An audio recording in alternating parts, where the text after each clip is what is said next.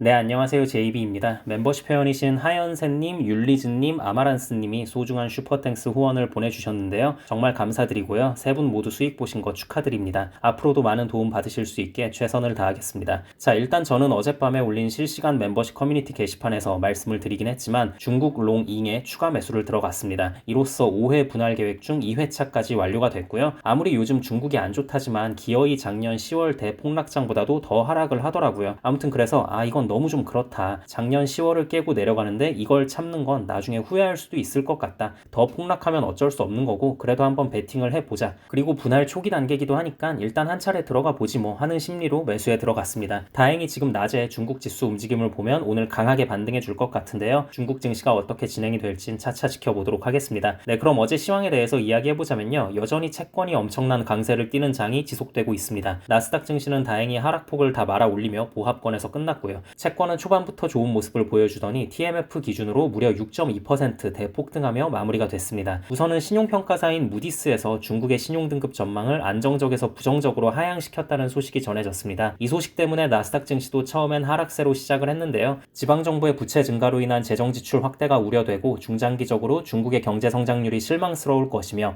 부동산 경기가 침체될 것을 걱정해서 중국의 신용등급 전망을 하향시켰습니다. 쉽게 말하자면 이래저래 중국 경기가 계속 안 좋을 것이다. 하지만 이걸 살리기 위해선 또 엄청난 빚을 내며 부양책을 써야 하기 때문에 등급을 하향했다. 이렇게 보시면 될 것 같습니다. 원래 신용평가사들의 특징이 국가든 기업이든 과하게 빚을 낼 수밖에 없는 상황을 매우 싫어합니다. 근데 이제 또 이렇게 생각해 볼 수도 있어요. 무디스나 S&P나 이런 신용평가사에서 저런 식으로 협박성 뉴스가 나올 때가 주식이든 국가든 최저점인 경우가 많습니다. 그러니까 하락의 정점을 찍어주는 그런 역할을 해주는 경우가 많다는 얘긴데요. 약간 이런 거죠. 야, 안 좋은 거 알겠어. 안 좋은 거 알겠는데 그래서 등급까지 하향시켰잖아. 더 이상 무슨 악재가 나올 수 있을까? 이런 느낌인 거죠. 물론 아예 미래 성장성이 전혀 없고 망해가는 국가나 기업이라면 뭐 끊임없이 하락을 하겠지만 중국이 그래도 경제 규모가 세계 2위인데 아예 망해서 베네수엘라나 아르헨티나 꼴 나버릴 국가는 아니잖아요. 그래서 이번 무디스의 등급 전망 하향 조치는 우리가 좀 더 시각을 다른 관점에서 좋게 바라볼 여지가 있다고 보여지고요. 그리고 무디스의 등급 전망 강등이 워낙 강해서 묻혀버리긴 했지만 중국 입장에서 나름 희망적인 뉴스도 하나 나오긴 했습니다. 11월 차이신 서비스업 PMI가 3개월 만에 최고치를 기록한 건데요. 종합 PMI가 51.6이 나오면서 시장에서 중국 증시에 대해 약간은 긍정적으로 생각할 수 있는 여지를 줬습니다. 이 부분은 참고하고 계시면 좋을 것 같고요. 아무튼 중국 증시의 연이은 폭락은 경기 침체 걱정을 충분히 불러일으킬만 했고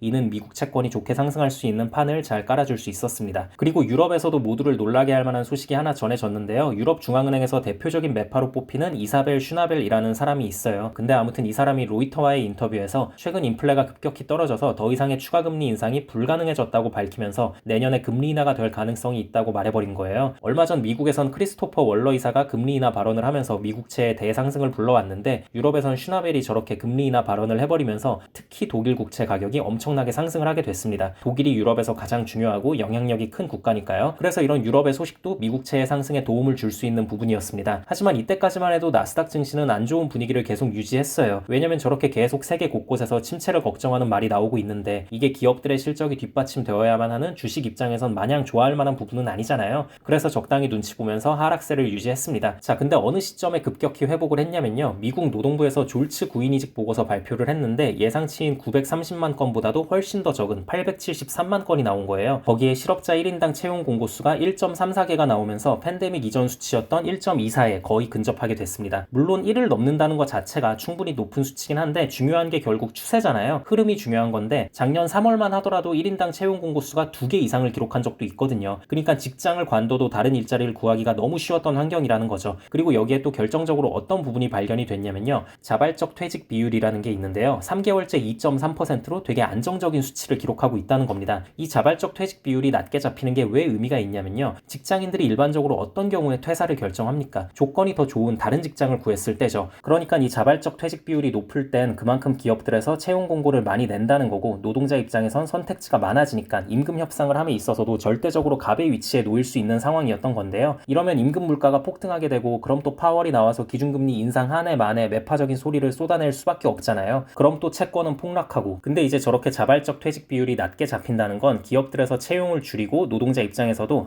다른 곳 갈 곳이 없네. 그냥 여기 다니는 직장이라도 불만 갖지 말고 잘 다녀야겠다 라는 생각을 갖게 되면서 이렇게 되면 임금 상승률이 더욱 빠른 속도로 잡힐 수 있게 되겠죠. 나스닥 증시도 이 시점에서 급격히 회복을 했습니다. 같습니다. 왜냐면 이번 주 시장의 모든 포커스가 고용 수치에 맞춰져 있기 때문에 그 선행지표라고 볼 수 있는 졸츠 구인이직 보고서가 저렇게 약하게 나오는 걸 보고 이제서야 안심을 하고 회복을 했습니다. 그렇다고 뭐 강하게 상승한 정도까지는 아니었고요. 마이너스였던 증시를 보합권으로 끌어올려 놓은 정도. 그리고 채권에는 당연히 엄청난 호재였기 때문에 이때 한 차례 더 크게 상승을 해줬습니다. 아무튼 어제도 그렇고 요즘 시장 상황이 여러모로 모든 게 채권의 강한 상승을 뒷받침할 수밖에 없는 소식들이 계속 전해지고 있습니다. 전 이미 몇 주 전부터 채권이 강하게 급등할 수 있을 것 같다고 의견을 밝혀왔고요. 앞으로도 조정이 좀 있을 수는 있겠지만 큰 그림에서의 방향성은 채권 강세가 계속될 것으로 보고 있습니다. 네, 그럼 오늘 영상은 여기까지 하도록 하고요. 다음 영상에서 뵙겠습니다. 감사합니다.